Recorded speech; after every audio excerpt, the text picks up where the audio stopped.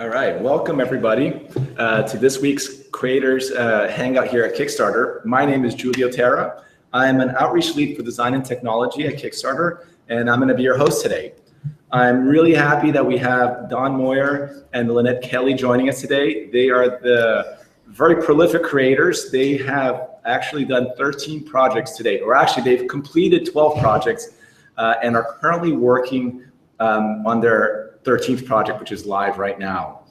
So they've done everything from plates to mugs, awesome bandanas, and prints. And their current project is a really great puzzle. And everything that they do has a touch of humor and whimsy that's really special. So definitely, I think most of you who are listening today probably already know their work, but if you don't, you should definitely check it out. I'm a huge fan of their work. So before I actually turn it over to them, I just wanted to remind everybody that this is a live conversation. So you can submit questions to us, and to submit a question, you can go to the Google Hangouts page, Facebook, or tweet them at Kickstarter Tips. So, Don and Lynnette, thank you very much for joining. You're welcome. Thanks for having us. Great to be here. Awesome. So, just to get us started, I wanted to hear a little bit about your background. I mean, what were you guys doing before you started, Calamityware and all of your projects that you're currently running through Kickstarter? I'll start that. So for 40 years, I've been a graphic designer and a writer solving problems for corporate clients. And recently I've retired and I now get to indulge in projects that I like to do. No clients, just me. So everything is about Don having fun. Awesome. And so I guess that kind of answers the second question I want to get into a little bit is really, what led you to start this? But did you, when you started it, have a sense of where you wanted to take it? Did you have this kind of ambition to do something as big as it's become, or at first was it just kind of a small side project that you wanted to play with? Well, my dream has never been, and still isn't, to build an international juggernaut of commerce. I'm just trying to do projects that I think are fun. And Kickstarter is perfect for that. It lets you find other people who want to support a project. So the first project, I didn't know if it would succeed. It was nice that it did. And then I got hooked. I thought it would be fun to do a second one and so forth.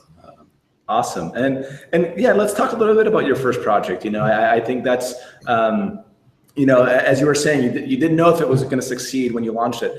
Can you tell us a little bit more about the experience of running that project? Like what were your expectations and what was, maybe the biggest challenge that you faced?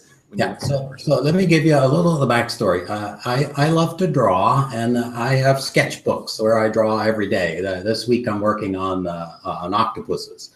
So a couple of years ago, I inherited an old blue willow pattern plate, and I thought it'd be fun to draw one in my sketchbook. And when I got to the end, I thought it needed a pterodactyl to make it more fun.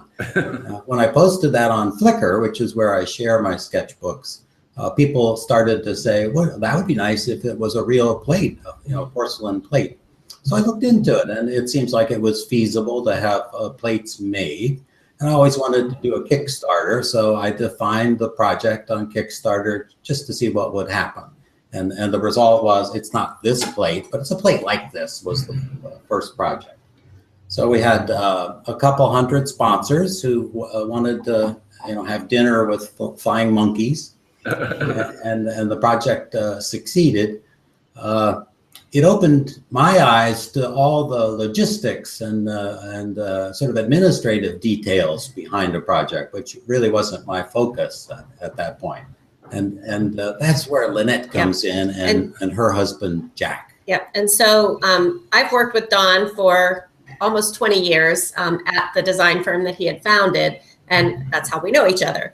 And last May, in the middle of plate 3, which was the sea monster plate, it really took off. And Don was, I think he was drowning in all of the details and couldn't keep up. And Jack and I were very interested, so we'd ask him a lot of questions because even though he's retired, he still comes to the office to hang out. And so we asked him a lot of questions and we were very interested, and somehow we just I don't know, decided to help him. So we've been on board helping to do the back end of things. So I take care of all of the operational things and customer service, the accounting, and Jack is in charge of marketing, and he helps to keep our customers informed and everyone interested in what's going on with Calamityware. Awesome. And kind of, building on that, I mean, one of the things that you've been able to do very successfully is build a community around, your projects. To your point, your first project had, I think, around 350 backers, if I recall correctly. And now you're on your seventh, or you've done 7 dinnerware, dinner plate projects. And on average now, you guys get over 1,000 backers for each one of those projects. How have you been able to grow the community and kind of keep it healthy in that way? So back in May last year, in the middle of the Sea Monster plate, we were picked up by thisiscolossal.com. Yep. And that turned out to be a colossal boost in our audience. And so that plate really did very well. And I think that our customer base has just kind of built itself from there. And we got a boost again when we did the mugs this past summer from Colossal. And that helped. It helped a ton. And so in addition to that outreach, that we get from bloggers, it's funny how one mention from Colossal results in a ton of other bloggers being interested in our product. And we get contacted by many people who want to write about our products, who write about them without even talking to us. So we get all this free advertising. So it's almost like you have to find that one special niche that's going to get you a lot of face time in front of people, and then that kind of grows itself. So that's been very fortunate for us that we've had that connection. And as far as that goes, in terms of getting your project into the eyes of someone like that, how did that happen for you guys? Was it totally luck? I mean, what kind of work had you guys been doing before to get the word out about your project? It's 66% luck, I think. And then the other part that you can control is you try to write to people who might be interested. I think of all these projects trying to do things that are products that are beautiful and utilitarian and funny. So that's not for everybody. Yeah. But it is for some people. So it's those people we're trying to connect with. And when a blogger sort of gets it, understands the position, they would like to write about it and tell their people. But connecting with them is far from a science, as far as I can tell. And what about your backers? I mean, have you seen? Though the numbers are quite similar in terms of you're getting about around 1,100 backers from your projects. I think every one since the number 4. Do you keep track of like how many of those backers are actually repeat backers from project to project? Do you do things to actively cultivate backers coming back between one product and the next? We don't have a great system for keeping track of all of that, but I did recently kind of go back through all of the projects just to see who has backed everything. And there's probably about 30 people that have backed everything. And to you 30 people, if you're watching, we are very grateful. Thank you. Love ya. and so, we do reach out to those people specifically to thank them for their support and their sponsorship because they're important people to us. We're very grateful for them. Awesome. So again, as I mentioned earlier, it is impressive the number of products you have ran on Kickstarter. What are the key factors that, I know you guys even have your own website now where you sell your products, but what's the key factor that keeps you coming back to Kickstarter as a place to launch products and launch new designs? Well, Kickstarter is perfect for me because all my projects are kind of an experiment. I'm trying to see what will amuse me and will amuse the people who are following me. And I could be wrong. So Kickstarter makes it possible to describe a project, put it in front of people and get their reaction without any sort of financial risk that traditionally people used to make stuff and fill their basement with things that they never found a home for. Kickstarter makes all that go away. Awesome. That's great. So I just wanted to quickly remind everybody that, again, if you have any questions for Don or Lynnette, please do submit them via the Google Hangout, Facebook, or tweeting to Kickstarter tips. So moving on, in terms of now that you do have 13 projects under your belt, if you could, give, the Don who was running his first project a tip. Is there one or two things that you would, tell your old self about? I would emphasize to that Don. Is he the older or the younger Don? I'm a little confused with time travel, but anyway, I would tell him, watch out for the administrative detail that, having 300 or 500 or 1,000 sponsors brings with it a burden of sort of taking care of them, which is bigger than I would have anticipated. I need to answer more questions and send more emails and create more thank yous than I ever would have guessed. I'm not complaining. It's wonderful stuff and it's great fun, but it's bigger than I expected. I think too that one of the things that I would have told old Don or young Don about is fulfillment. I think for us, for plate 1, 2, and 3, we were relying on the shop that produced our plates to ship the plates out. But when we got to plate 3 and we had over 2,000 backers, it was really hard for that shop. They weren't equipped to handle that. And we didn't recognize that soon enough to make that change soon enough. And so our customers, as a result, kind of suffered for a little while over the summer last year. And I felt really bad about that. But since then, we have changed fulfillment, and we use Fulfill Right out of New Jersey. And they're amazing to work with. And they have made so much more possible because we can now do more than just plates. We can do bandanas, we can do prints and note cards and offer a variety of different products to our customer base. And they handle all of those logistics and make it a breeze for us. It's fantastic. Awesome. So partnerships matter. The right kind of partnerships matter. Absolutely. Absolutely. For something. Yes. And let's talk a little bit more about that, about these difficulties associated to actually. I think a lot of Kickstarter creators, are definitely extremely passionate about putting something out in the world, something new, which is an awesome thing. But I think that is an area that people often underestimate, the work associated to producing and fulfilling something at scale, and to keeping that community happy along the way. So can you, you mentioned fulfillment, but how has that been from a production standpoint as you guys have expanded from just doing plates to doing bandanas, doing prints? It really makes things, having a great fulfillment center makes things very easy. So for instance, when I have customers email that they received a broken plate, it's very easy for me to now go into the fulfillment center's website and just add a new order. I can copy their order from before and just say, ship them another one. And it happens, I can do it that day. And so within a day of learning that there was a problem, I can have a new product shipped out to them. And that really, I think, makes the customers happy. It's that we want to be good with customer service and keep them happy, and having good fulfillment makes that happen. Great. I'm going to go back and comment on a couple of questions you asked. One of my hobbies is sponsoring Kickstarter projects that other people are doing, just to see what trouble they get in.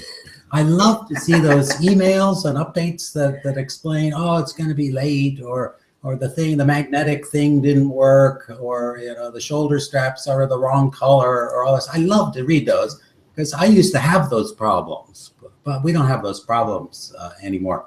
My products are not innovating new production methods. We're using traditional ways of making things, just designing them. But even there, you could be surprised by kind of logistics problems that might slow you down or make things difficult. So if I could coach the young old Don starting out on the first Kickstarter project, it would be Don't assume that everything's going to go right and every day will be sunny and the birds will sing. There will be problems of some kind, and that's part of the fun. But it's important. It's important to keep your backers informed. I think that's another thing that Don is really good at, is keeping them on top of what's going on with the process, so that they're not surprised whenever something's a month later than when we thought it was going to be. Yeah, I think most people, sponsors, expect some bumps and they want to hear about it,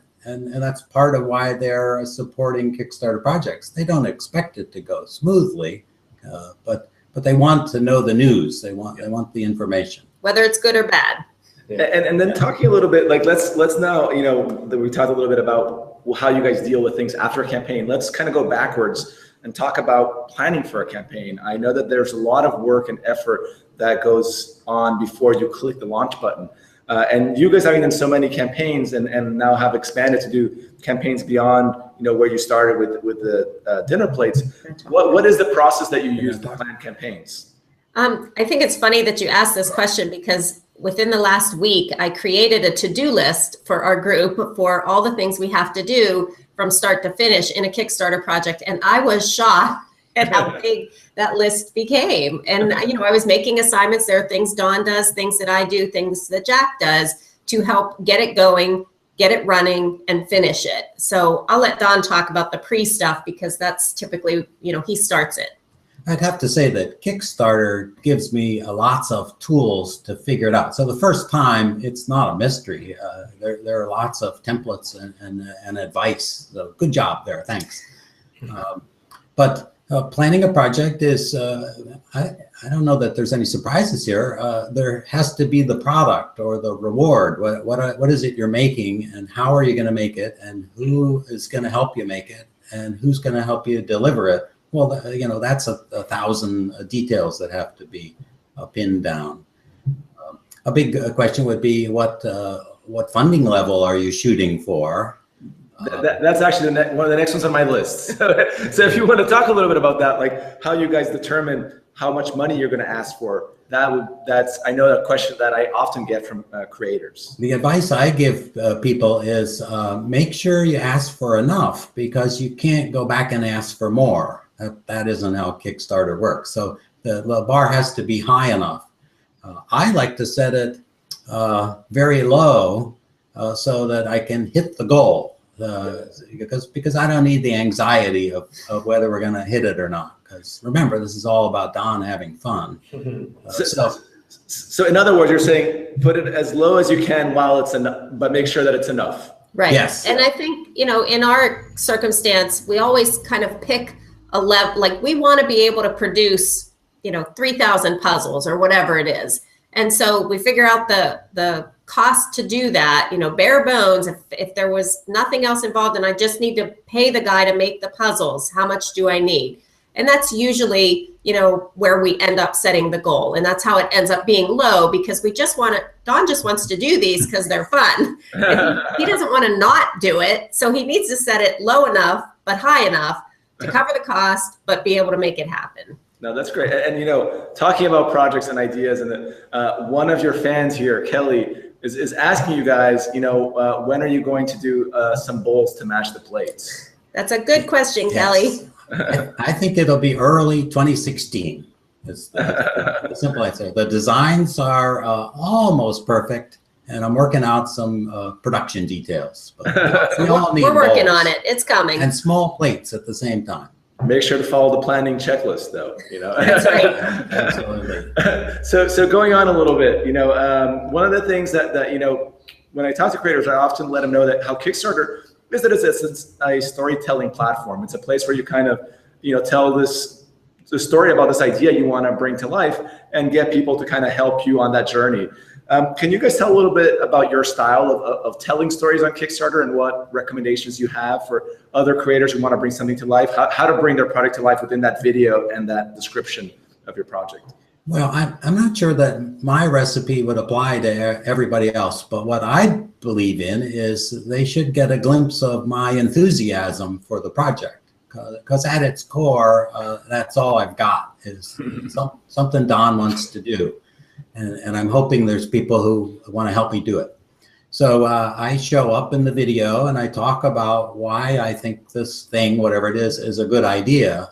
How it sort of, I think of it as the backstory of, you know, why is this product beautiful and useful and funny, and I also try to make that video as short as possible. I wish I could get it down to 10 seconds. Your newest one is very short. It's very funny and very short. They're now under a minute, and I think I like that.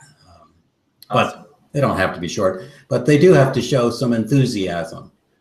I get nervous when a Kickstarter project looks like it's simply a corporate attempt to launch a new product, and there's no people, there's no personality, there's no character there. That seems off base to me, but it might be right for them. Yeah. And so, you know, talking a little bit about, like, I know we touched on this a little bit earlier about getting the word out, and you guys were talking about how like Colossal was really big for you. I mean, are there any things that you guys have done before that specifically didn't work and you thought was wasteful? Like both on both sides, like what was the most useful tactic you've taken and maybe the most wasteful tactic you've taken? Well, let me do wasteful because that's the way my mind works. Two ideas. You might be tempted to think that your friends, people you've known and worked with and laughed with for years, or your family would be a good source of support, but that's not true. I don't want to go deeply into my family, but if you're thinking that's where your sponsors are going to come from, no, that's not where it is. And I've lost track of my other part. We have tried a few of those. You know, we get a lot of solicitation from crowdfunding people. You know, we get emails all the time during a project. We can help you with your marketing, and we have tried a few of those just because, you know, it feels like, well, I should try this. They sound like they know what they're doing. I feel like every time we've tried it, it has not been successful. We've not seen a boost. We've not seen the meter move. It just doesn't feel like it's been worth it. And have you guys ever done any type of events, things out in the world to show? I mean, you guys have such beautiful products. Has anything like that ever worked or been attempted? Okay, so Don's not an event guy. I would pay extra to stay home during the event in order not to be there. So I'm not going to put an event on my calendar. No, yeah, so we've never done that sort of thing. I do want to just do one more shout out because we have about 7 minutes left in case anybody has any more questions. Please submit them through our Google Hangout, Facebook, or Twitter by tweeting at Kickstarter tips. So one of the things that I think it's been awesome to see you guys being able to do is also build a business around a lot of these awesome creations that you brought to life on Kickstarter. I know that you now sell all of these on your own website. And can you talk a little bit about how you've structured, your process to allow you to make these creations into kind of products that you sell in an ongoing manner?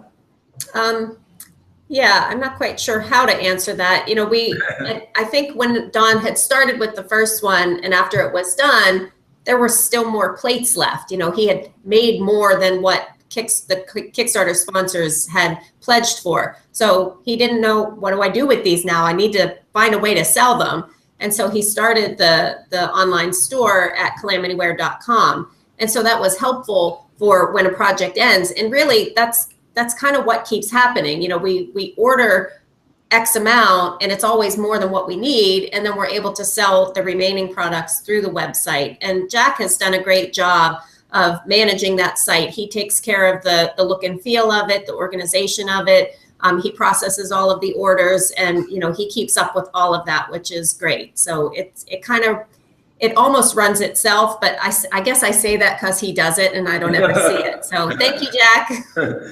And to that point though, and maybe, I don't know if I heard that right, that essentially you guys are selling you produce at greater quantities than what you need for the Kickstarter, and then you sell. Do you then, once a plate sells out, is that it, or do you guys look at this as something that you're going to continue? Yeah, that's a very good question. We talk about those things all the time. Jack and Don and I have a weekly lunch meeting, and we're always talking about what do we do when this runs out. And sometimes we have gone back with plates 1, 2, 3, and 4 and have ordered some more because we're getting low and we want to have enough in stock. We're really, right now we have our eye set on Christmas. We want to make sure that with Christmas sales, we have enough product so that everybody can get what they want, and so we just keep an eye on it.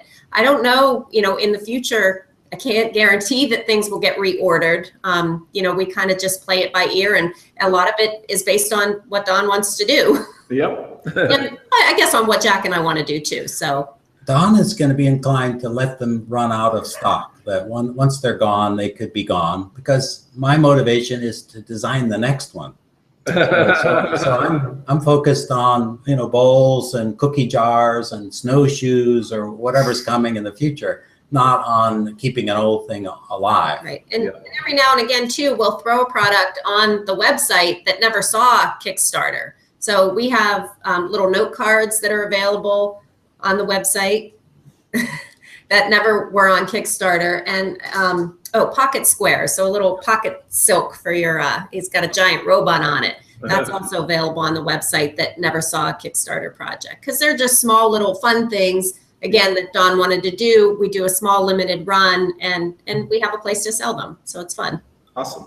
One of the things that we touched on a little bit, we haven't talked a lot about, it is about the updates that you do while the product is live. I know that we mentioned a little bit about how, about that in the context of keeping people informed about what's going on with the project. But can you talk a little bit more about that? I mean, I think you guys do a really great job. How do you think about updates? Okay, so I want to have the best updates on Kickstarter. I love to do the updates. I want to have people who support my projects just to get my updates. That's my goal. So I try to pace them at least a week apart, usually 2 or even 3 weeks apart, depending on what's happening. And I try to include images in my updates. They have to have pictures, and it has to actually have some news. There has to be some news. I hate getting these updates that don't actually have any news content. So I think I enjoy the updates almost as much as creating the original projects. And in addition to the updates, every 2 weeks, we send out a newsletter to all of our subscribers to our mailing list. And it's kind of in the same vein, similar, we try to have news to share, but sometimes it's just, this product is shipping, or this product is in the middle of production, or whatever. So we try to kind of cover 3 different stories to keep people interested. Awesome. And when you think about updates, does it differ the way you think about updates when a project is funding versus after the product is funded and you guys are working on delivering the product? I think of the updates mostly as reporting on how we're doing, not begging for sponsors. Got it. But that's often because I've set my goal so low that we've hit the goal, in 24 hours or something. So there's not even time to beg. But what there should be is news about how things are going and what problems we've encountered and how we're solving them, or good news about how things are early. Sometimes they're early. That's news. Awesome. And the last question, it's time to wrap up. So it's just, what are your plans? What can you share about your plans for the future? Well, I have a bucket list of projects I'd love to do before I kick the bucket. There's at least 100 ideas there. We're not going to get to them all. I'm not going to last that long. But while I still have the energy to create stuff, there's quite a few more I'd like to do. In 2016, I think there's 9 possible projects. If Jack and Lynnette will let me do them, we've got some cool stuff. More plates, small bowls, cookie jars, puzzles, prints, some surprises. Awesome. Well, it's been such a pleasure talking to both of you, and to Jack in the background for keeping everything moving. Again, thank you so much for joining us. Thanks for having us, Julio. And to everybody else, we hope you join us next week when we're back for another Kickstarter Creator Hangout. All right. Thanks, everybody. Thank you. Bye, everyone.